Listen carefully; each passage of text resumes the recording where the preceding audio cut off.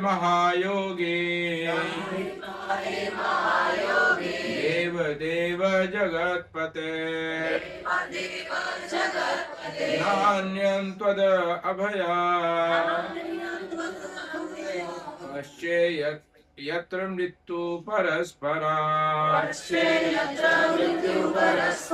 पुत्र उवाच पाहि पाहि महायोगी देव देव जगत्पते नान्ये त्वदभयं पश्येत् यत्र मृत्यु परस्परा पुत्र उवाच पाहि पाहि महायोगी देव देव जगत्पते नान्यं त्वदभयं पश्येत् यत्र मृत्यु परस्परा। बोले पुत्र उवाच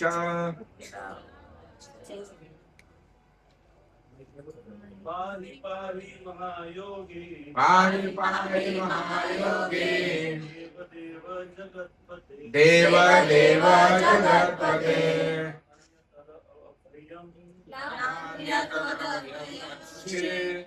यत्र मृत्यु परस्परम् यत्र मृत्यु परस्परम्। बोलिए और एक कोई पुत्र उवाच पुत्र पाहि पाहि महायोगी पाहि पाहि महायोगी देव देव जगत्पते देव देव जगत्पते नान्यत् भयपश्येत् नान्यं त्वदभयं पश्येत् यत्र मृत्यु परस्परम् यत्र मृत्यु परस्परम्।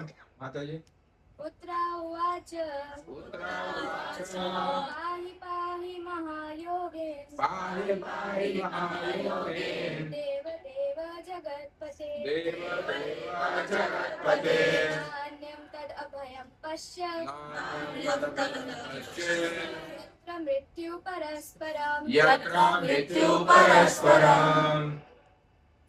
कोई एक और पाहि पाहि महायोगे देव देव जगत्पते नान्यं त्वदभयं पश्येत् यत्र मृत्यु परस्परम्। शब्दार्थ अनुवाद एवं तात्पर्य श्री कृष्ण कृपा मूर्ति अभय चरण भक्ति वेदांत स्वामी श्रील प्रभुपाद के द्वारा। श्रील प्रभुपाद की जय। उत्तरा उवाच उत्तरा ने कहा पाहि पाहि रक्षा करें रक्षा करें महायोगी सर्वोच्च योगी देव देव पूज्यों के भी पूज्य जगतपते हे ब्रह्मांड के स्वामी ना नहीं अन्य दूसरा आपके अतिरिक्त अभयान भय से रहित होने का भाव पश्चेत देखती हूँ यत्र जहाँ मृत्यु मृत्यु परस्परा द्वैत जगत में। अनुवाद एवं तात्पर्य श्री कृष्ण कृपा मूर्ति अभय चरण भक्ति वेदांत स्वामी श्री प्रभुपाद की पुत्रा ने कहा हे देवादिदेव हे ब्रह्मांड के स्वामी आप सबसे महान योगी हैं कृपया मेरी रक्षा करें क्योंकि इस दैत्यपूर्ण जगत में मुझे मृत्यु के पास से बचाने वाला आपके अतिरिक्त अन्य कोई नहीं है। तात्पर्य प्रभुपाद समझा रहे हैं, कृपा करके आप सुन ध्यान से सुने। यह भौतिक जगत द्वैत पूर्ण है जबकि परम धाम एक रूप है। द्वैत पूर्ण जगत पदार्थ तथा आत्मा से निर्मित है जबकि परम जगत पूर्ण रूप से आत्मा है। इसमें भौतिक गुणों का लेस भी नहीं पाया जाता। इस द्वैतपूर्ण जगत में प्रत्येक व्यक्ति झूठे ही जगत का स्वामी बनने का प्रयास करता है, जबकि परम जगत में भगवान ही परम प्रधान है और अन्य सभी उनके अनन्य सेवक हैं। द्वैतपूर्ण जगत में प्रत्येक व्यक्ति अन्य सबों से ईर्ष्या करता है और पदार्थ तथा आत्मा के द्वैत अस्तित्व के कारण मृत्यु अपरिहार्य है। शरणागत जीव के लिए भगवान ही एकमात्र अभय दाता है। भगवान के चरण कमलों की शरण ग्रहण किए बिना कोई भी इस भौतिक जगत में अपने आप को मृत्यु के क्रूर पंजे से नहीं बचा सकता।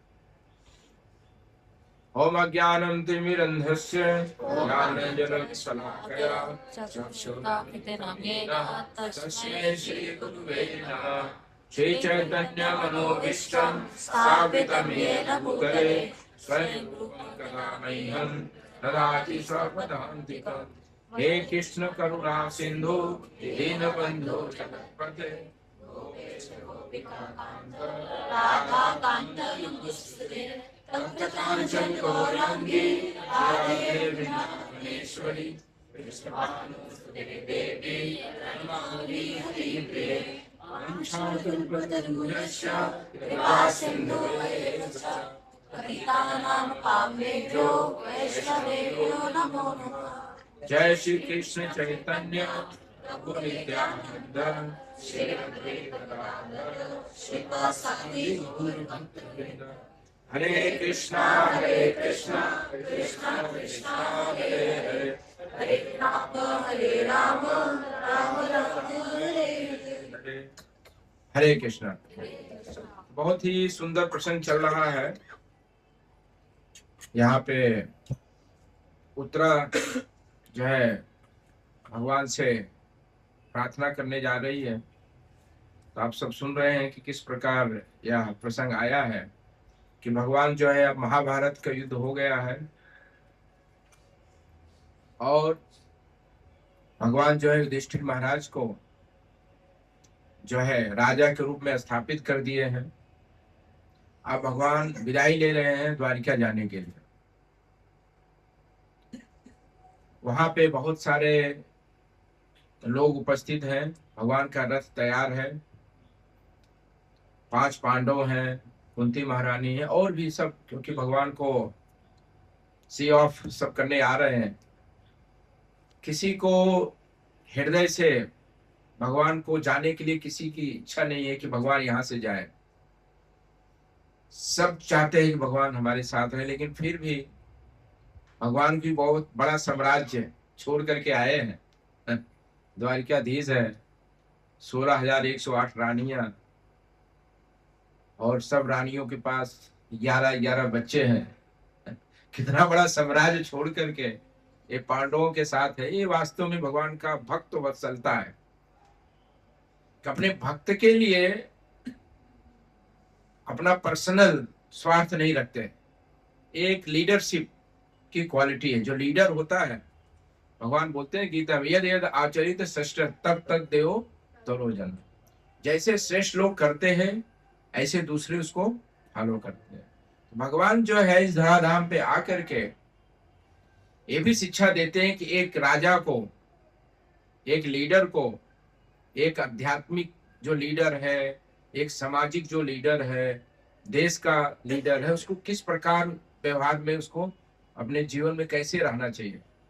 तो भगवान इतना बड़ा साम्राज्य छोड़ करके पांडवों के साथ अपना समय व्यतीत कर रहे हैं। ये है बहुत बड़ा सेक्रीफाइस, समर्पण। और ये भक्त वत्सलता का एक बहुत बड़ा जो है पहचान है। तो भगवान तैयार है।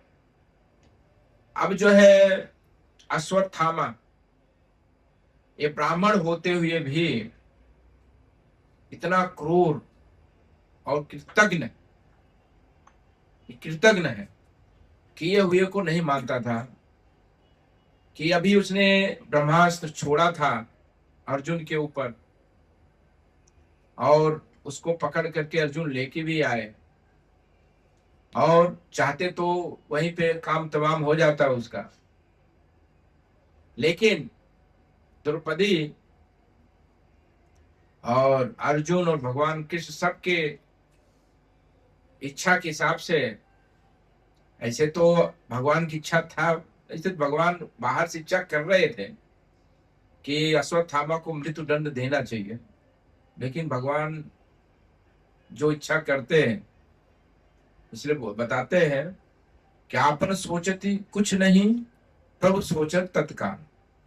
हम कुछ भी सोचे, कुछ भी प्लान करें, लेकिन अल्टीमेटली सब इच्छा किसकी होती है? कृष्ण का होता है। कृष्ण की इच्छा से सब कुछ चलता है। तो बाहर से दिखा रहे थे कि इसको मृत्युदंड देना चाहिए, अंदर से एक आदर्श भी स्थापित करना चाहते थे, और एक स्त्री द्रौपदी का महिमा का भी गुणगान करना चाहते थे भगवान, कि द्रौपदी को मैं क्यों अपना प्रिय मानता हूं, उसके अंदर कितने अच्छे गुण हैं कि उसके 5 पुत्रों को, एक्चुअली पांडव लोग निर्वंश हो चुके थे, अब उनका कोई था नहीं, कोई नहीं था, क्योंकि 5 पुत्रों के मारे गए थे।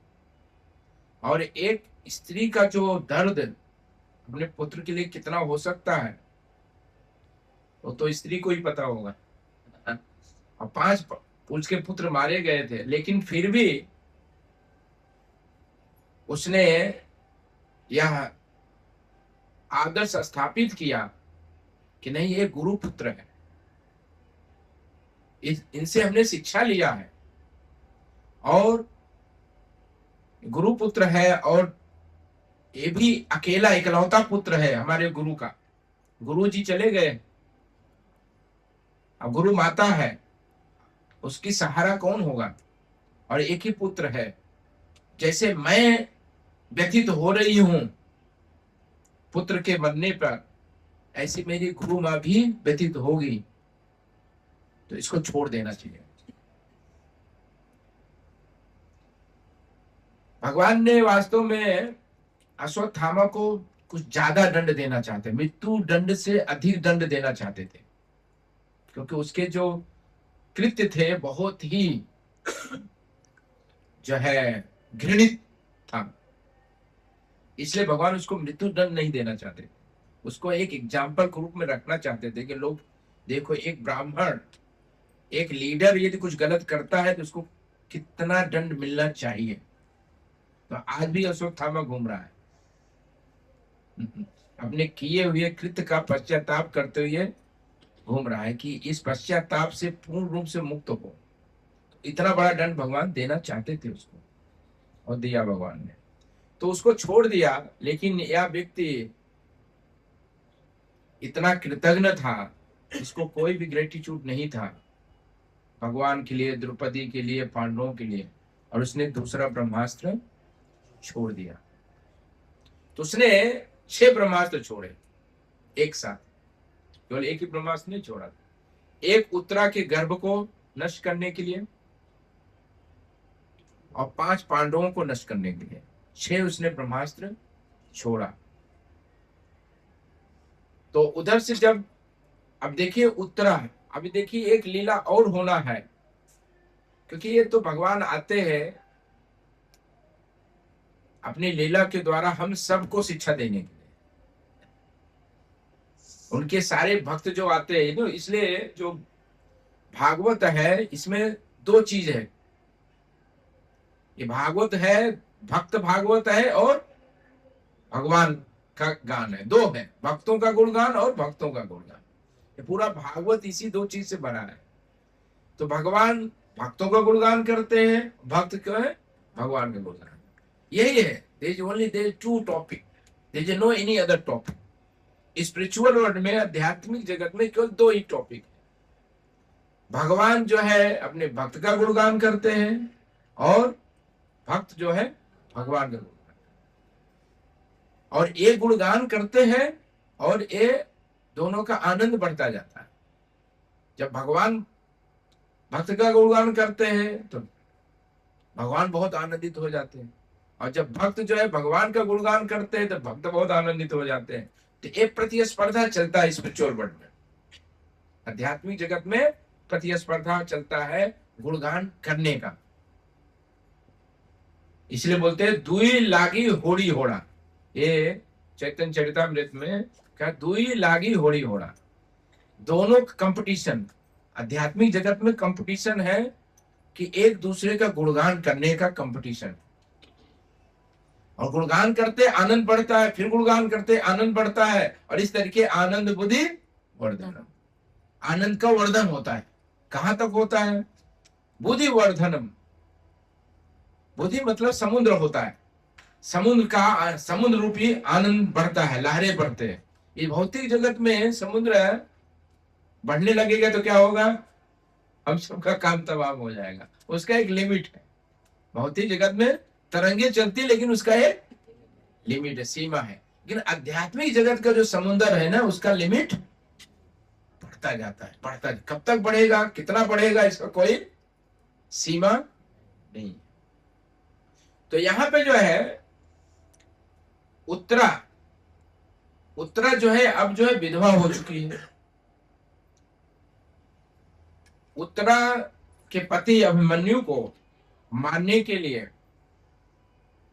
जितने भी महारथी थे, मुख्य रूप से 5 महारथियों ने मिल करके अभिमन्यु को मारा था। अभिमन्यु केवल 16 वर्ष के थे। चक्रव्यूह में, जिसमें भीष्म पितामह धराशायी हो गए थे।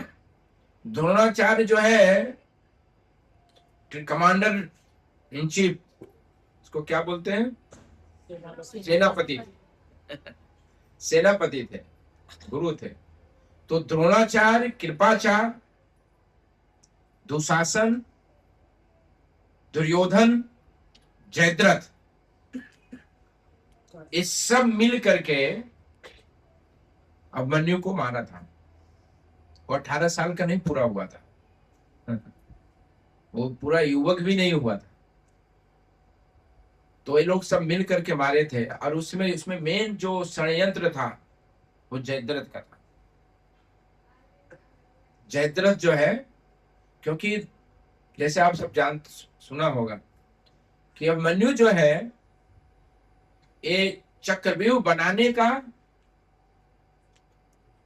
जो शिक्षा लिया था वो गर्भ में थे तब लिया था।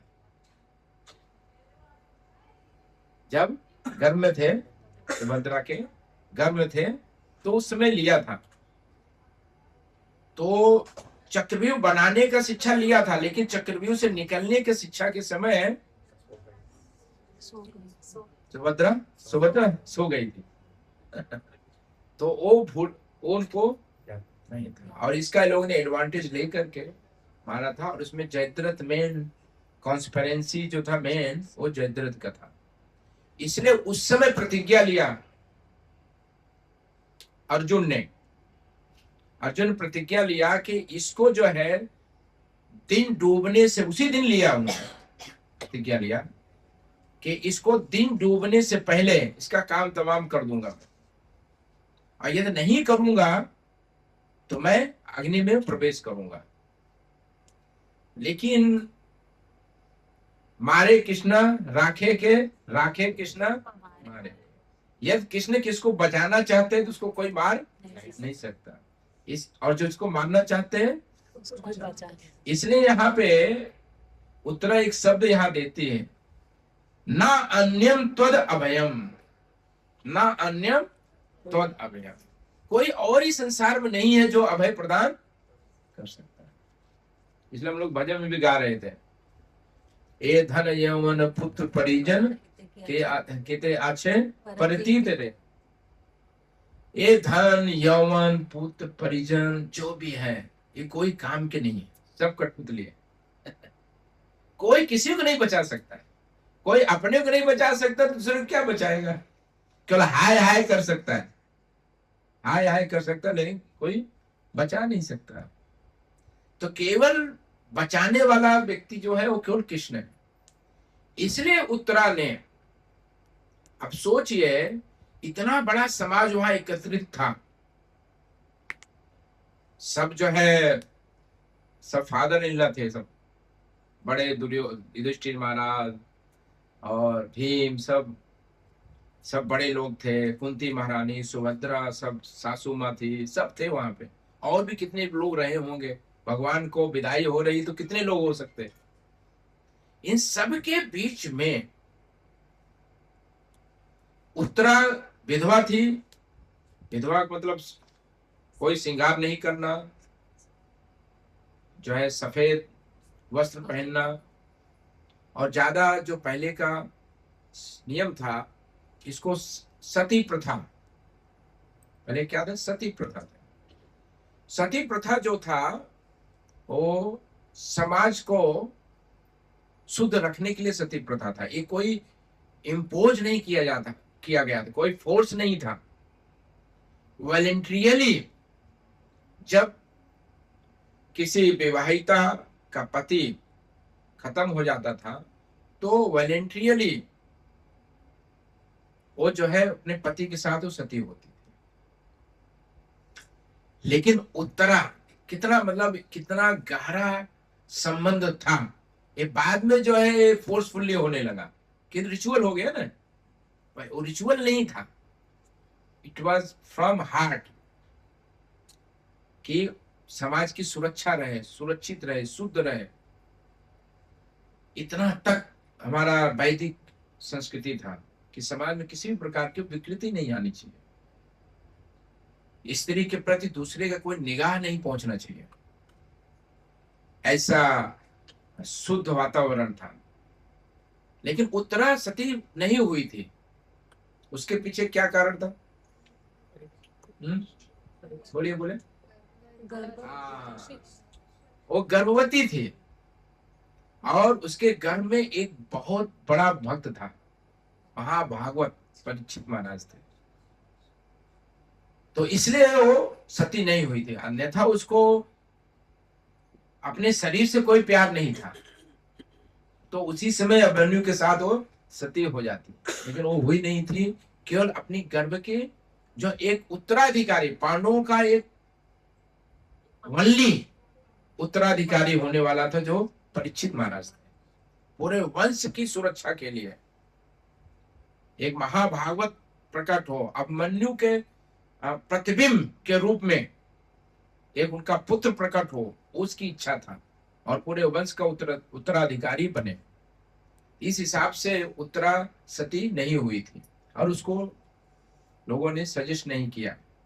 जैसे माद्री और कुंती के विषय में भी सेम चीज था कि कुंती को बोला नहीं, आप नहीं हो, क्योंकि आपको इन बच्चों का, क्योंकि 5 पुत्र आपके, ऐसे तो नकुल सहदेव माद्री से हुए थे, लेकिन वो भी कुंती की इच्छा से हुए थे, ना कि माद्री की इच्छा से, क्योंकि कुंती को जो है वो वरदान प्राप्त हुआ था कि किसी भी देवता को बुला कर पुत्र, तो वास्तव में इनडायरेक्टली 5 पुत्र किसके थे? इसलिए माद्री ने बोला नहीं, ये 5 बच्चे आपके हैं, इनका आपका लालन पालन करना है, तो मुझे सती होनी। तो इस हिसाब से माद्री सती हुई थी। तो जो है कुंती महारानी जो उत्तरा जो थी, इसके लिए वो सती नहीं हुई थी। तो अब इतने बड़े समाज में वो उत्तरा बाहर निकलती है। जब उसने देखा ब्रह्मांड जो अग्नि का गोला, प्रभुपाद जी समझाते हैं ब्रह्मास्त्र उस प्रकार का था, ब्रह्मास्त्र ऐसा यंत्र नियंत्रित होता था मंत्रों के द्वारा कि जिस वस्तु को जहां भी, ब्रह्मास्त्र मतलब क्या होता है, पूरे ब्रह्मांड को नष्ट कर सकता है और या किसी विशेष वस्तु को नष्ट कर सकता है, जहां भी हो ब्रह्मांड में कहीं भी हो। लेकिन यदि वो अस्त्र छोड़ दिया गया तो वह वस्तु बच नहीं सकता है। इसका मतलब होता है ब्रह्मांड में कहीं भी हो या पूरे ब्रह्मांड को नष्ट कर सकता है। ये ब्रह्मास्त्र के अंदर शक्ति और नियंत्रण था मंत्रों के द्वारा। तो इसने ब्रह्मास्त्र को छोड़ा और उस अग्नि के गोले को देखा उत्तरा ने। तो अब सोचिए इतने सारे लोग थे, लेकिन उसने किसी के ऊपर उसने विश्वास नहीं किया, क्योंकि उसको पता है कि केवल कृष्ण ही, इसलिए नायम त्वद अभयम पश्चेयत मृत्यु परस्परम। तो वो बोल रही है कि यत्र मृत्यु परस्परम, इस संसार में कोई बच नहीं सकता है। और परस्परम का मतलब यहाँ जो शब्द दिया है कि हर कोई न कोई एक दूसरे का मृत्यु का कारण है।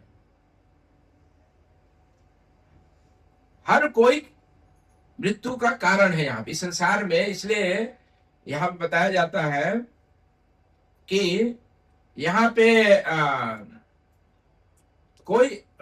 इसको भागवत में बताया गया जीवस्य जीवनम। भागवत में कि श्लोक आता है जीवस्य जीवनम, एक जीव दूसरे जीव का आहार है। क्या है आहार? मतलब मृत्यु है, मृत्यु का कारण है। इसलिए स्ट्रगलिंग द एग्जिस्टेंस, संघर्षमय जीवन है, क्योंकि कौन कब किसका मृत्यु का कारण बन जाएगा उसका कुछ पता नहीं, लेकिन हर कोई एक दूसरे का कारण। इसलिए यहाँ कह रहे हैं कि यत्र मृत्यु परस्परम। उत्तरा कह रही है कि इस संसार में जो है हर एक दूसरा व्यक्ति एक दूसरे का मृत्यु का कारण है। दिखता नहीं है। अब देखिए जैसे लाइट चलता रहता है, यहाँ तो नहीं है। हमारा मंदिर तो ओपन टेम्पल है, तो बारिश होता है तो कभी कभी कीड़े आ जाते हैं। तो कीड़े आ जाते हैं पहली बारिश में, तो इतना डांस करते हैं, ऐसे लगता है दे आर एंजॉयिंग। डांस होता है सब करते हैं, they are enjoying. Night club में करते हैं ना डांस, लाइट अंधेरा थोड़ा लाइट चमक दमक डांस करते हैं, सोचते दे आर एंजॉयिंग, लेकिन उनको उनका क्या हो रहा है? मृत्यु को बुला रहे हैं। उनको पता नहीं है, पता नहीं है, तो देख नहीं रहे हो। देखता है वो, देखता वहां पे बहुत सारे छिपकलियां बिल्ली सब नजर लगा के रखते हैं, करो डांस, काल इनको खा जाते हैं। ऐसे हम लोगों को ऐसे लगता है कि हम तो स्वतंत्र देश के तो स्वतंत्र नागरिक है, वी जस्ट एंजॉय। क्या जरूरत है हमको हरे कृष्णा करने का, सुबह मंगल आरती जाने का, करने क्या जरूरत है? हम तो खुश हैं। लेकिन वास्तव में यदि कोई व्यक्ति एक मिनट एक सेकंड के लिए भी कृष्ण कॉन्शियस नहीं है, तो अपने मृत्यु को बुला रहा है, अपने मृत्यु को बुला रहा है। तो कोई ये प्रश्न कर सकता है तो भक्त भी तो मरते हैं, इसमें डिफरेंस क्या? तो इस साइंस को हमको बहुत अच्छे तरीके से समझाना पड़ेगा। भक्त कभी मरता नहीं है, भक्त मरता नहीं है। मरने का मतलब क्या होता है? दूसरे शरीर को प्राप्त करना। एक भौतिक शरीर को छोड़ करके दूसरे भौतिक शरीर को प्राप्त करना, उसको मृत्यु कहते हैं। देहिनो अस्मिन् यथा देहे कौमारम यौवनम जरा तथा देहांतर प्राप्तिर धीरस्तत्र न मुह्यते। ये क्या होता है? परिवर्तन होता है शरीर का। ऐसे शरीर छोड़कर दूसरे भौतिक शरीर में जाते हैं, परिवर्तन है। मृत्यु मतलब है एक भौतिक शरीर छोड़ करके दूसरे भौतिक शरीर को प्राप्त करना। लेकिन भक्त जो है इस भौतिक शरीर को छोड़ करके भौतिक शरीर नहीं प्राप्त करता है, वो क्या प्राप्त करता है? आध्यात्मिक शरीर प्राप्त करता है। इसलिए भगवत गीता में भगवान कहते हैं कि जो मेरे धाम में आता है फिर वापस नहीं। तो हम देखने में ऐसा लग रहा है कि हम भी शरीर छोड़ रहे हैं, हम भी बूढ़े हो रहे हैं, हम भी, लेकिन जो भगवान का भजन करता है, हरे कृष्णा कृष्णा कृष्णा हरे हरे, हरे राम राम राम हरे हरे, जो भगवान का भजन कर रहा है, अब वो किधर जा रहा है? आध्यात्मिक जगत में जा रहा है। अब उसका शरीर क्या बन रहा है? आध्यात्मिक हो रहा है, भौतिक नहीं हो रहा है। लेकिन इस संसार में क्या है कि भौतिक शरीर प्राप्त होता है, और भौतिक शरीर में क्या है? मृत्यु ही है। इसलिए इसको क्या बोलते हैं? मृत्यु संसार। कोई बचा है संसार में? कोई बचा है? बहुत लोगों ने प्रयास किया, हम लोग तो छोटा मोटा प्रयास कर रहे हैं, लेकिन सब प्रयास कर रहे हैं मृत्यु से बचने का। सबका प्रोग्राम जितना चल रहा है ना, एक ही चीज के लिए चल रहा है, मृत्यु से बचने का प्रोग्राम चल रहा है। डायरेक्टली इनडायरेक्टली सब चाहते हैं कि बस बचे रहो, यहीं रहो, लेकिन कोई अभी तक बचा नहीं है। रावण, हिरण्यकशिपु, हिरण्याक्ष, बड़े बड़े उदाहरण है। तो हम सब तो बहुत छोटे छोटे उदाहरण हैं, जुगनू है। हम किधर बचने वाले हैं? तो फिर डरना क्यों है? जब बचना नहीं है तो डरना क्यों है? इसलिए भक्त जो है अभय चरणा रविंद्र, वो अभय चरण के आश्रम रहता है। जो अभय प्रदान करने वाले हैं उनके आश्रय रहता है, इसलिए उसको कोई डर नहीं।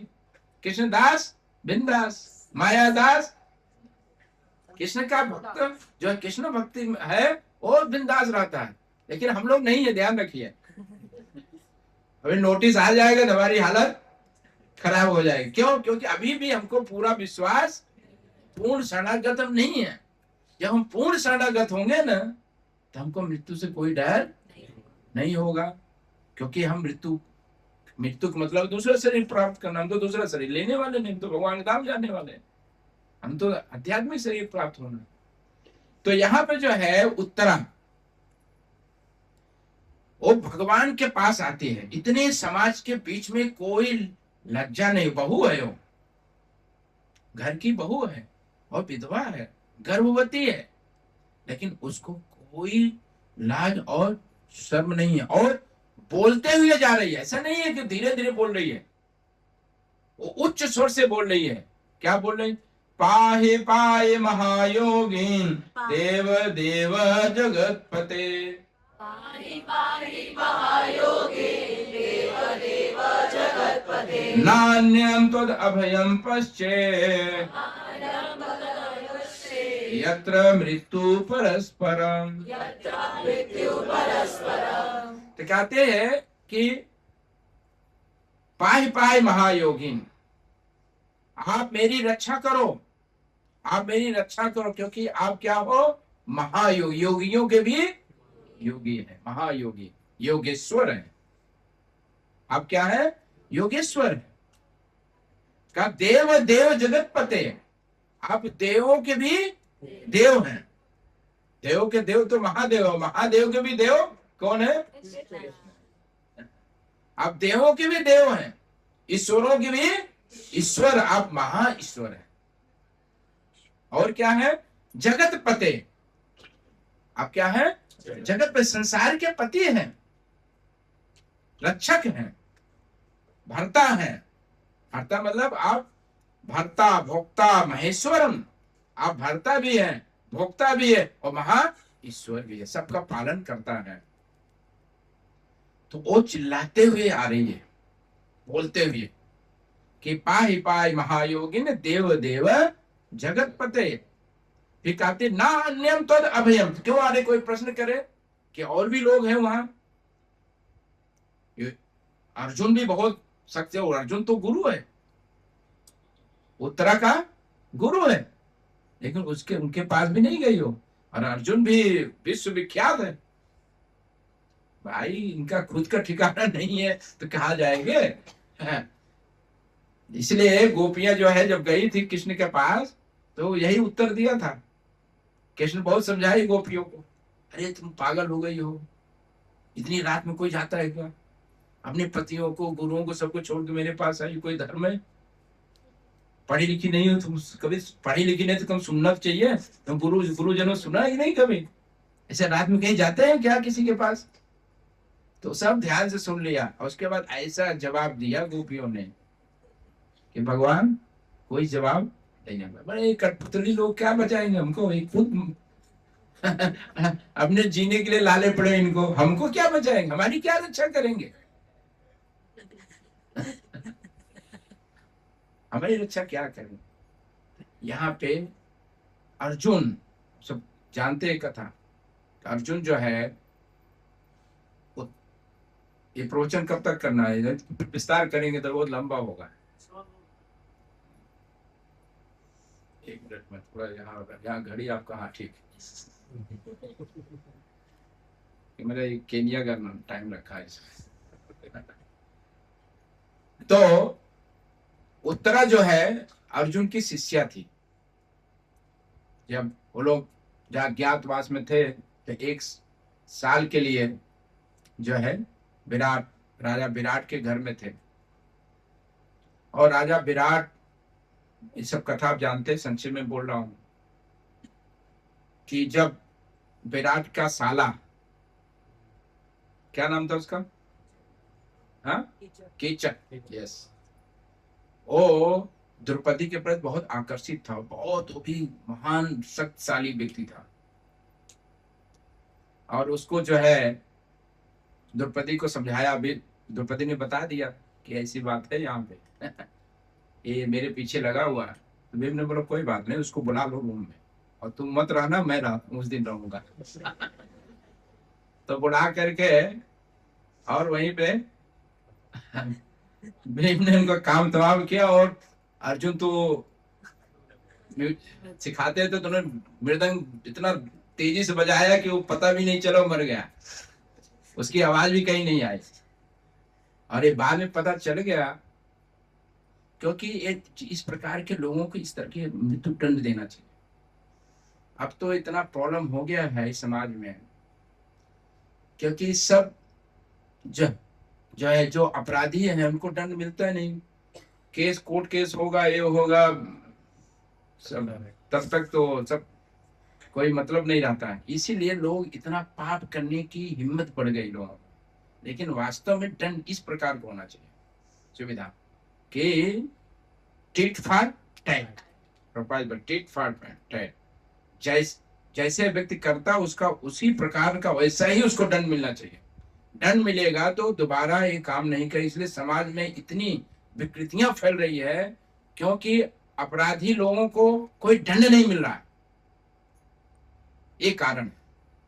तो उसका काम तमाम हो जाने के बाद जब यह समाचार तो विश्व न्यूज फैल गया पूरा दुनिया में, क्योंकि इतना बड़ा शक्तिशाली व्यक्ति को मार दिया गया, पता ही नहीं चला कौन मारा, कैसे मरा, कुछ पता ही नहीं चला, इसका काम तमाम हो गया। तो यह न्यूज पहुंच गया दुर्योधन इत्यादि के पास। दुर्योधन इस पर विचार करने लगा।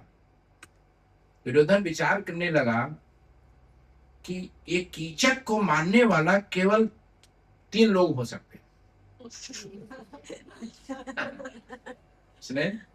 एक तो बलराम मार सकते हैं, वो कृष्ण का नाम नहीं लेता। कृष्ण सोचता दे तो चोरी करने वाला गोपियों के साथ है, उसको वो कृष्ण को कुछ मानता ही नहीं था, वो समझता ही नहीं था। कृष्ण भगवान कितना उसके सामने दिखाए अपनी भगवत्ता को, ऐश्वर्य को दिखाया, लेकिन उसको ये है माया का बड़ा प्रभाव। भगवान ने अपना विश्वरूप भी उसको दिखाया, क्योंकि विश्वरूप दिखाना भी बहुत सबको नहीं दिखाया गया, लेकिन दुर्योधन ने देखा। लेकिन फिर भी उसने कृष्ण को माना, कैसे हो सकता है भगवान भाई, ये माखन चोरी करता है, गोपियों के साथ जाता है, देखिए हमारे दोस्त शिशुपाल की पत्नी को लेकर भगा के चला गया, ये क्या करेगा तो वो कुछ मानता ही नहीं था। लेकिन बलराम को मानता था, बलराम उसके गुरु भी थे। तो बोलता है या तो बलराम मार सकते हैं, या तो भीम मार सकता है, और या तो मैं, और कीचक को कोई मार नहीं सकता है। तो बलराम तो यहाँ पे है नहीं, विराट के राज्य में बलराम तो है नहीं, बलराम तो द्वारिका में है, और मैं तो गया नहीं हूं। और दूसरा भीम ही हो सकता है। उसको डाउट हो गया, संशय हो गया कि इसको मारने वाला है तो भीम है। तो वो लोग ने ये प्रोग्रामिंग बनाया, और प्रोग्रामिंग बना करके क्या किया कि हम पूरा हस्तिनापुर के सारे योद्धा लोग सब जाएंगे द्रौपद के विराट के राज्य में, विराट के राज्य में जाएंगे, और हम गायों को चुरा, क्योंकि एक राजा को आप कुछ करते हो तो एक उसको क्या बोलते हैं, अपमानित करना होगा। बोला हम उसके गाय को लेके आते हैं, भाई युद्ध करने के लिए कुछ बहाना तो चाहिए। तो ये लोग गाय चोरी करने गए, सोचिए। ये सब दुर्योधन एंड पार्टी, उसमें भीष्म पितामह वगैरह सब आ गए, इसलिए भगवान ने सबको काम तमाम किया। ये सब उसमें पवित्र आत्माएं भी थे, लेकिन फिर भी चोर मौसेरे भाई, इसलिए भगवान ने सबको मारा, और सबको छल से मारा। ये जितने महान लोग थे ना, इस सबको छल से मारा। क्यों मारा? क्योंकि दिखाने के लिए, टिट फॉर टैट, भगवान दिखाने के लिए, ये शिक्षा देने के लिए, जैसा व्यक्ति करता उसको ऐसा ही दंड मिलना चाहिए। तो ये गाय चुराने के बहाने से युद्ध को ललकारा, तो गाय चुराया। तो जब ये जो है विराट के को पता चला तो उसका पुत्र तैयार हो गया जाने के लिए, लेकिन अर्जुन को तो पता था ये क्या करेगा। उनको पता था, बोला कि नहीं चलो मैं भी चलता हूँ, तुम्हारा सारथी बनकर चलता हूँ। जब वहां गए तो देखा उसने सब भीष्म पितामह, द्रोणाचार्य, दुर्योधन सबको देखा, तो इसकी तो हालत खराब, उन्हें छोड़ा, भागा, पीछे भागने लगा। तो अर्जुन ने बोला कुछ चिंता मत करो, अब तुम जो है सारथी बनो, मैं लड़ता हूं। और उसने सारे अपने युद्ध विद्या से सबको परास्त कर दिया। और यह जब समाचार विराट नरेश को पता चल, इतने वो प्रसन्न हो गए, इतने प्रसन्न हो गए, तब तो बात खुल गई कि ये कौन हो सकता है, क्यों ये अर्जुन है। तब अर्जुन को जो है विराट नरेश ने बोला मेरी पुत्री मैं आपको दान करता हूं। तो अर्जुन ने कहा नहीं, इसको मैं अपनी पुत्री के रूप में इसको शिक्षा दिया हूं, इसको मैं अपना पुत्री के रूप में शिक्षा दिया हूं, तो ये मेरी बहू बनेगी। तो इस हिसाब से जो है अपने पुत्र का विवाह किया। तो उत्तरा जो है अर्जुन के पास नहीं गई, भीम इतने शक्तिशाली नहीं गई, सब शक्तिशाली थे, सब थे, किसी के पास वो अपनी समस्या को लेकर के नहीं गई, निर्लज्ज हो करके भगवान के पास गई। हरे कृष्णा कृष्णा कृष्णा हरे हरे, हरे राम राम राम हरे हरे। तो भगवान ये शिक्षा देते हैं कि यदि भगवान की भक्ति करनी है ना, तो ये जो समाज की बाधाएं हैं, सामाजिक व्यवहारिक, ये सारी बाधाओं से इससे मुक्त होना चाहिए। इसलिए सबको शिक्षा दिया, गोपियों को शिक्षा दिया, जितने भी मीरा थी, जितने भक्त है, सब निर्लज्ज होगा। कोई संसार क्या बोलेगा, कैसे कहेगा। हमारे हरे कृष्ण में भक्त लोग आते हैं ज्यादा, सब लोग सोचते भाई क्या करने जा रहे हैं, क्या है, बस सुबह शाम यही है, दूसरा कुछ काम ही नहीं है। भक्त लोगों को यही सोचते, सब ब्रेन वॉश हो गया।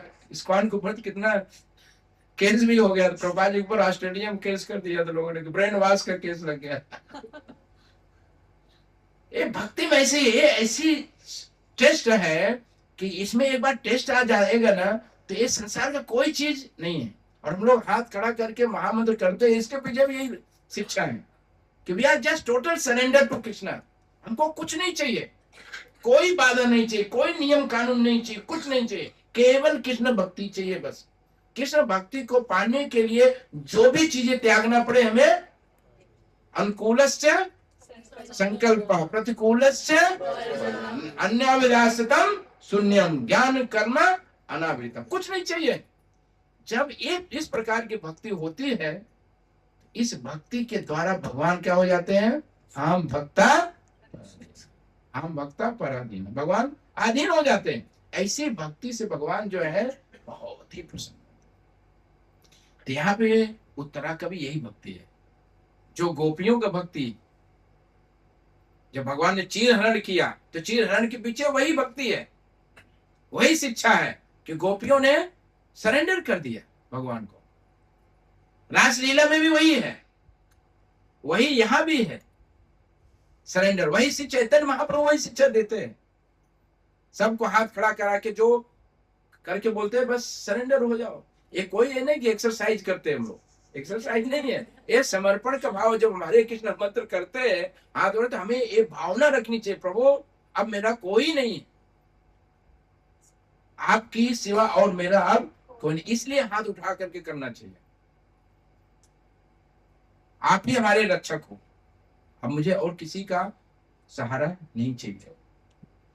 तो ये उत्तरा का जो समर्पण है भगवान के प्रति, बहुत ही गोपियों का समर्पण है, भक्तों जो शुद्ध भक्तों का समर्पण है। इसलिए वो बोलती है पाहि पाहि महायोग देव देव जगत। तो इसका कारण भी बता रही हो कि मैं क्यों आपके शरण में आ रही हूं, उसके पीछे क्या रीजन है। एक रीजन बता रहे कि आप महायोगी हो। योगी जो होता है वो कहां तक पहुंचता है? आत्मा, परमात्मा का दर्शन करता है योगी ना। हृदय में भगवान है, उनका दर्शन करता है। और भगवान जो है हृदय में पहुंच सकते हैं। भगवान क्या है? भगवान हृदय में जा, और कोई जा सकता है? हृदय में कौन है? हमारे हृदय में कौन है? हाँ? शिव जी है, ब्रह्मा जी है। बोलिए, हृदय में कौन है? कृष्ण। कौन सी श्लोक है? बोलिए, श्लोक बोलिए। हाँ, बोलो, तेजी से बोलो। सर्वस्य चाहम हृदय सन्निविष्टो मता स्मृत ज्ञान। अच्छा, भगवान बोलते सर्वस्य चाहम सन्निविष्टो। शिव जी ने बोला मैं हृदय में बैठा हूं। आप कितना भी ध्यान करोगे लेकिन शिव जी हृदय में नहीं दिखेंगे, ब्रह्मा जी नहीं दिखेंगे, कोई देवी देवता यहाँ नहीं दिखेंगे। कौन दिखेगा? कृष्ण दिखेगा। कौन बैठा है? कृष्ण बैठे। तो करे महायोगी, आप योगियों के भी योगी हैं। उनके भी हृदय, जो हमको देख रहे हैं उनके भी हृदय में कौन बैठा है? वो योगी लोग किसको देखते हैं? कृष्ण को देखते हैं ना हृदय में। और योगियों के हृदय में कौन बैठा है? कृष्ण। उनका भी जो है ईश्वर कौन है? कृष्ण है। इसलिए बोलते हैं पाहि पाहि महायोग देव देव जगत। और सभी देवों के देव, सारे ईश्वरों के ईश्वर। देव मतलब ईश्वर कंट्रोलर भी होता है। आप देवों के भी देव, ईश्वरों के भी ईश्वर है। और जगत पते आप ही पालन करने वाले हैं, ना अन्यम, और कोई नहीं, और कोई नहीं। तो ये शिक्षा गीता में भी वही है। भगवान पूरा गीता में बताते हुए अंत में क्या समझाते हैं? बोलिए बोलिए।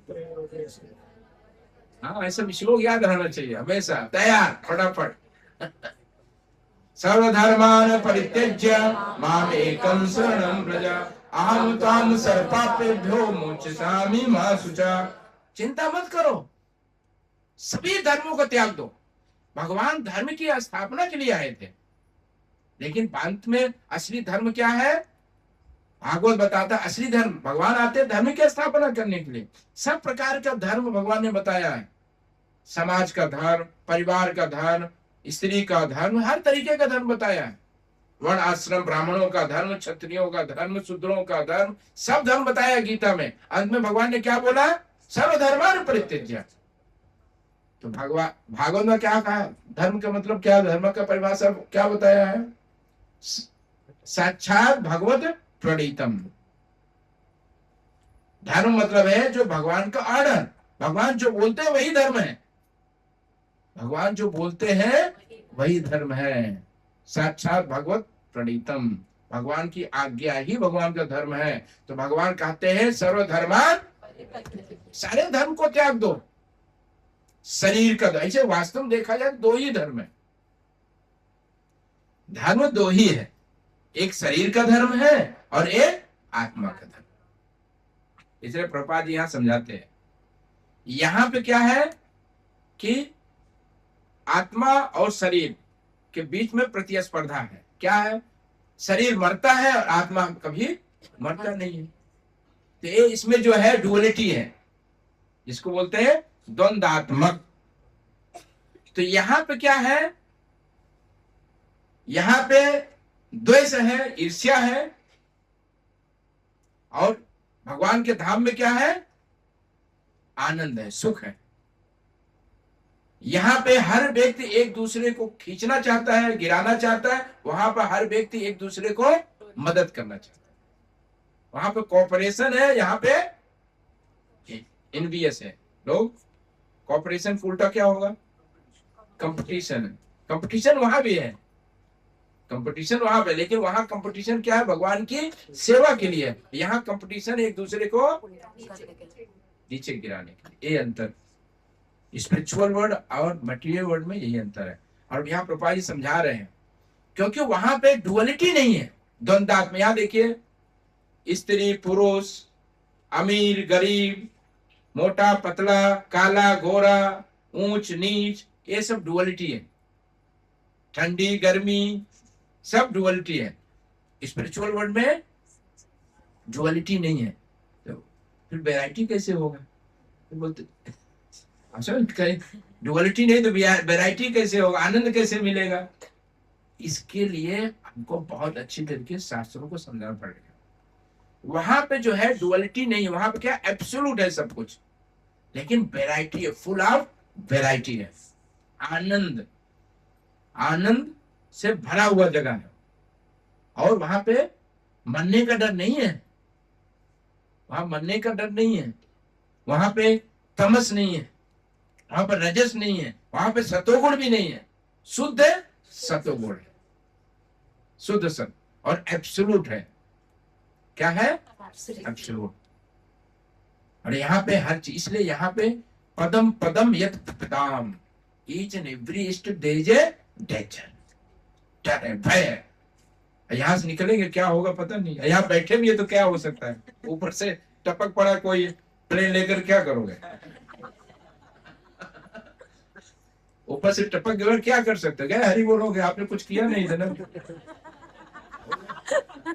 इतना अच्छा घर बनाया, इतना सब कुछ, मेरा रोड के सबसे बढ़िया सोसाइटी में ले लिया घर, स्ट्रॉन्ग ले लिया सब कुछ, लेकिन ऊपर से टपक पड़ा गया कम से, क्योंकि यहाँ कभी भी कुछ भी हो सकता है।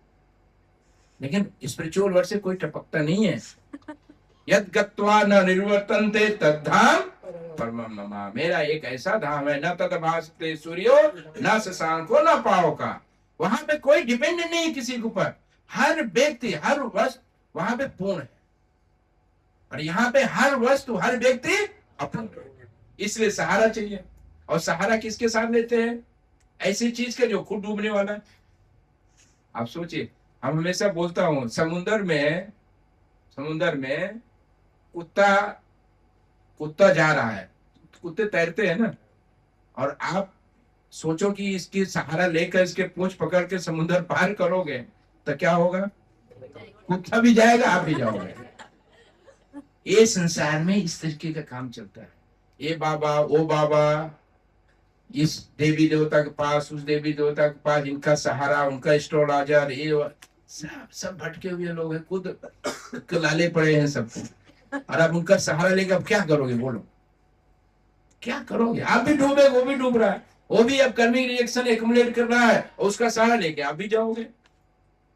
इसलिए कहते सर्वधर्मान परित्यज्य माम एकम शरणम व्रजा अहम त्वाम सर्वपापेभ्यो मोक्षयिष्यामि मा शुचि। चिंता मत करो, जस्ट मेरे शरण में आ जाओ, मैं तुम्हें सभी पापों से मुक्त करूंगा।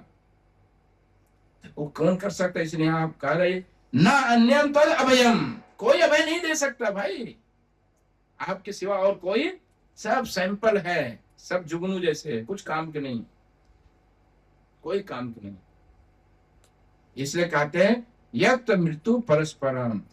और ये भी एक इसका पीछे है, मरना तो है, मैं अपने मृत्यु के लिए डर नहीं रही हूं।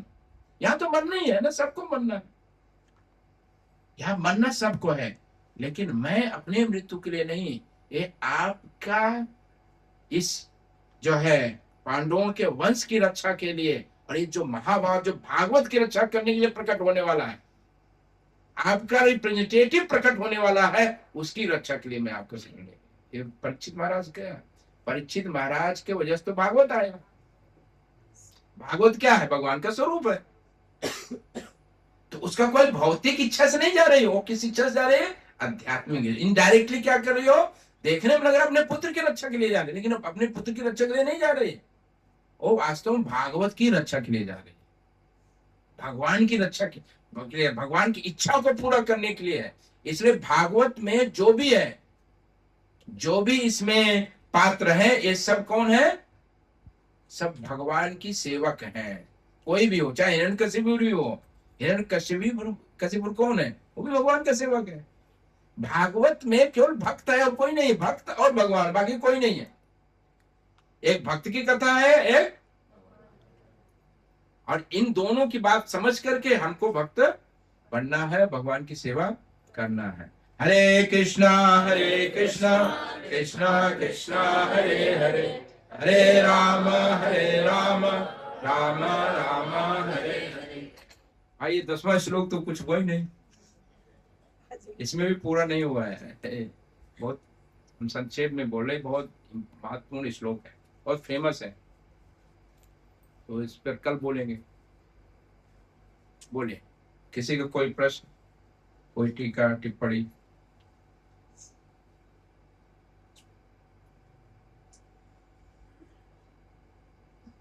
ठीक है, बोलिए।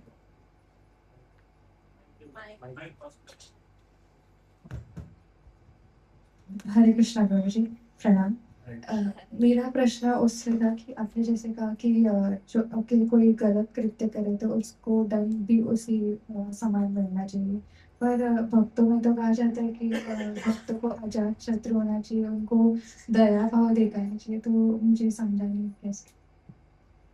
भक्त जो है इस कलयुग में तो पहला नंबर किसी को दंड देना ही नहीं चाहिए। कलयुग का दंड है सबको महामंत्र बांटना। ये दंड है, आप सबको महामंत्र बांटो, जो आपके अगेंस्ट चले उसको मंत्र दो। हरे कृष्ण। तो कलयुग का जो अस्त्र और शस्त्र है वो महामंत्र है। चैतन्य महाप्रभु आए ना, तो उनके अस्त्र शस्त्र जो है कौन है? उनके भक्त है, और ये हरे कृष्ण मंत्र है। तो कलयुग में इस प्रकार की बातें नहीं होती, लेकिन फिर भी जो है जहाँ पे यदि हमारे अथॉरिटी हमको कुछ आज्ञा देते हैं तो वो उसका पालन हमें करना चाहिए। जैसे यहाँ पे अर्जुन को भगवान ने इशारा किया, अश्वत्थामा इसका मणि निकाल दो, बस हो गया काम। तो इशारा किया तो ना उसको मारा और ना तो उसको जिंदा रखा, उसको बड़ा दंड दे दिया, ना मारा ना जिंदा। तो ये बहुत भयानक जगह है, चीज है। तो भगवान ने दंड दे दिया। तो अथॉरिटी के हिसाब से यदि हमें अथॉरिटी बोलते हैं कुछ करने के लिए तो करना चाहिए, लेकिन कलयुग का दंड है कि सबको, क्योंकि कलयुग में किसको किसको मारेंगे, सबके अंदर असुर भरा हुआ है। हम यहाँ पे भक्ति कर रहे हैं, बाहर निकलेंगे तो कुछ चालू हो जाएगा। तो असुर हमारे अंदर ही बैठा। तो अलग अलग युगों में भगवान आते हैं, असुरों का उद्धार करते हैं, लेकिन कलयुग में भगवान इसलिए स्वयं कली काले नाम रूपे कृष्ण अवतार, कलयुग में भगवान नाम के रूप में आते हैं। भगवान आकर के उनको भगवान बोलते तो अपने कान में ऊनी डाल करके श्री विष्णु करके भागते हैं। बोलते हैं भाई कलयुग में सब भगवान ही है, तो अपने को भगवान नहीं मानते। इसलिए कलयुग में आसुरी वृत्ति को खत्म करना है, भगवान की भक्ति करके, भगवान के नाम का प्रचार करके, भगवान के नाम का जप करके। यही।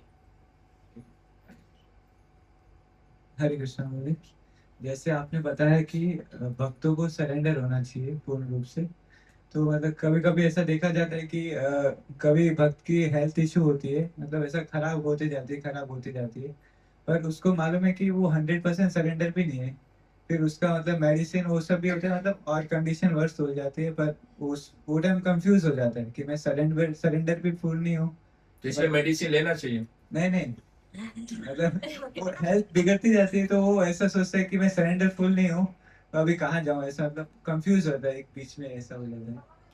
देखिए, यदि हम देखिए, हमको फेनेटिक्स नहीं होना है। फेनेटिक जो शब्द है, फेनेटिक्स ना हिंदी में क्या बोलते हैं, सब कुछ वर्ड है जो इंग्लिश में ही चलता है। तो फेनेटिक नहीं होना है, समझ गए ना मतलब। तो इसका मतलब है कि हमको अपने, जब तक हम उस स्तर पर नहीं पहुंचे हैं तब तक हमको अपने शरीर, अपनी आत्मा को संभालना है। हमको भक्ति भी करना है, भगवान का प्रेयर भी करना है, प्रार्थना भी करना है कि हम सरेंडर नहीं प्रभु, हम आपका सरेंडर होना चाहिए, हमारे अंदर कमियां हैं वह है, तो सरेंडर भी होना चाहिए, और साथ में हमको जो भौतिक उपाय है वो भी करना चाहिए, दोनों साथ साथ चलाना चाहिए। और जब आप उस लेवल पे पहुंच जाएंगे तो फिर ना तो मेडिसिन की जरूरत है, कुछ नहीं, फिर आप सरेंडर हैं। तो इसलिए भक्त जो है हमेशा प्रेयरफुल होता है। सरेंडर का मतलब हमेशा अपने को असहाय समझना, helpless, that is called surrender. जब तक आप अपने को हेल्पलेस नहीं समझोगे तब तक आप सरेंडर नहीं हो सकते। तो devotee is always feeling I am helpless, मेरा कोई सहारा नहीं। इसलिए भक्त लोग क्या करता है, गाड़ी में जा रहा है, थोड़ा इधर उधर हुआ, चालू हो गया नमस्ते नरसिंह, थोड़ा प्लेन में थोड़े से कुछ हो जाएगा, हम प्लेन में जा रहे हैं। तो आज उस प्लेन में किंग फिशर था, तो उसके अंदर सारा धुआं निकलना चालू हो गया, उनको आजकल फॉग निकालते हैं। आप लोग एक्सपीरियंस है किसी को? मैं तो डर गया भाई, क्या हो गया। तो मैंने अपनी पत्नी को बोला चलो करो नरसिंह। तो बाद में पता चला कि सब नॉर्मल है, मैं ही नरसिंह आरती कर रहा। तो बाद में पता चला ये मैंने सोचा कुछ प्रॉब्लम हो गया भाई। तो बाद में चला ये फॉग निकाला। तो भक्त लोग मतलब this surrender, this is sine of surrender. आप कुछ भी, आप बाहर में जा रहे हो, हर जगह माया का प्रभाव है, तो भक्त लोग हमेशा हरे कृष्णा कृष्ण कृष्ण हरे हरे चालू रहता है। इससे मतलब भक्त सीरियस है, वो माया को फील कर रहा है। महामंत्र कंटिन्यूअस जब करने का मतलब है feeling there is a danger. अब बिंदास कोई चल रहा है ना, तो इसका मतलब है कि उसको माया से डर नहीं है, माया को उसको समझता नहीं है। इसका मतलब वो 100% माया में है। इसलिए भक्त लोग हमेशा कृष्णा कॉन्शियस, हमेशा अलर्ट रहता है। कहीं भी है तो हेल्पलेस समझता है, हेल्पलेस। इसलिए प्रसाद भी है ना, जब प्रसाद आता है ना उसमें भी बहुत मंत्र जपते हैं भक्त। हमारे इस कानून तो कम जपते हैं, आप जाइए दूसरे गौड़ीय वैष्णव में, और भी प्रसाद रख दो गरम गरम तो ठंडा हो जाए, इतना मंत्र जप करते हैं। हमने प्रसाद लिया होगा बाबा जी लोगों के साथ, इतना सारा ध्वनि, इतना सारा मंत्र बोलते। क्यों बोलते हैं? इसलिए बोलते हैं भाई इसमें भी आकर्षण होगा तो इसमें भी प्रॉब्लम है। एक कृष्ण का पूरा प्रसाद कृपा ही चाहिए हमें, और कुछ नहीं चाहिए, भोजन नहीं चाहिए मुझे, कृष्ण की कृपा चाहिए मुझे। तो हर जगह हेल्पलेस अवस्था होती है। तो भक्त लोग इसलिए जो है दोनों प्रोसेस साथ में चलता है, एक एक भगवान को। और भक्त जो है जितना समर्पित होता है ना, उतना और हेल्पलेस समझता है। ये भक्ति का ऐसा है, जितना वो भक्ति में आगे बढ़ता है ना, उतना सोचता है मैं ही नहीं भक्त, बाकी सब भक्त है, आई एम नॉट डिवोटी। भक्ति में जब बढ़ते, शुरू में भक्त होना, ये प्राउड होना जरूरी है बिगिनिंग में, लेकिन ये प्राउड धीरे धीरे निकालना भी चाहिए। भक्ति में जब एडवांस होते हैं ना, धीरे धीरे प्राउड निकल जाता है। नहीं भाई ये तो सब भक्त है, इतने सारे भक्त है, हम तो कुछ नहीं है। तो हेल्पलेस, दैन्यता, ये सब भाव प्रकट होने लगता है, और फिर वो वही तो भक्ति है, वही आनंद है। तो जब तक उस अवस्था में हम नहीं है, तो we have to take both, दोनों साइड का एक बीच का रास्ता निकालना चाहिए। हमको दवा भी लेना चाहिए, अपने शरीर के तो भजन नहीं कर पाओगे, या हम दवा नहीं लेंगे, अपने शरीर का ध्यान नहीं लेंगे तो भजन नहीं कर पाएंगे, और भजन नहीं करेंगे तो भगवान के धाम नहीं जा पाएंगे। तो भजन भी करना है, शरीर को भी ध्यान रखना है, तो दोनों को बैलेंस करना है। दोनों बैलेंस होता नहीं है, ऐसा कुछ चीज बैलेंस जैसी चीज है नहीं संसार में, लेकिन वी हैव टू ट्राई। समझे, वो जाते हैं ना रस्सी के ऊपर, बैलेंसिंग, बैलेंस होता नहीं है, लेकिन वी हैव टू ट्राई। तो लाइफ को बैलेंस करना, आपका ये जो स्टूडेंट हो पढ़ाई भी करना, आप पढ़ाई नहीं करोगे तो नौकरी कहाँ मिलेगा, फिर शादी भी नहीं होगी, और भी समस्या बढ़ जाएगी। हर कोई तो ब्रह्मचारी मंदिर में नहीं बन पाएगा, फिर होगा तो वहां भी कुछ दिन के बाद बोलोगे फिर वापस जाना, फिर क्या करोगे। तो हर चीज को बैलेंस करो शुरू में, और भक्ति करते जाओ। भक्ति करते करते क्या होगा कि एक दिन आपको अपना स्वरूप प्रकट हो जाएगा। जब आपका स्वरूप प्रकट हो गया, अपने को आप समझ जाओगे ना, फिर आपको कोई समस्या नहीं। तो अभी तक हमको स्वरूप नहीं प्रकट हुआ। मुक्ति अन्यथा रूपम स्वरूपेण अवस्थितम, लिबरेट, मुक्त होना। मुक्त होना वाला है कि अब शरीर से आप मुक्त हो गए हो, देहात्म बुद्धि से मुक्त हो गए हो, अपने स्वरूप में स्थित हो गए हो। अब स्वरूप में स्थित हो जाओगे, फिर आपको कोई टेंशन नहीं है। फिर आप दवा नहीं भी लोगे ना, फिर कोई समस्या नहीं। आप बीमार भी रहोगे तभी आपको भजन चलता रहेगा।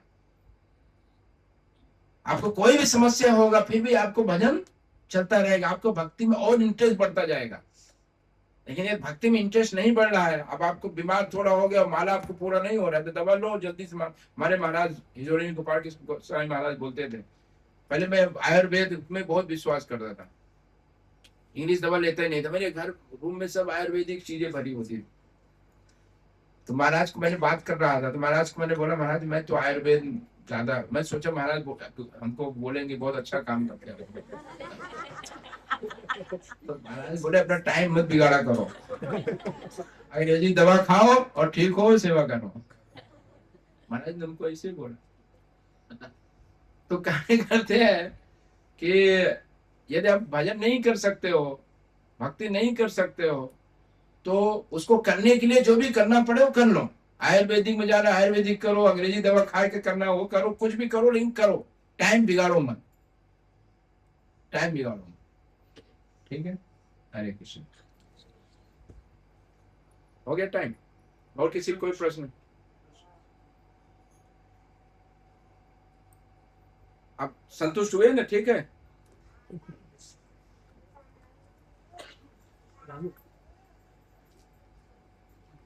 हरे कृष्ण।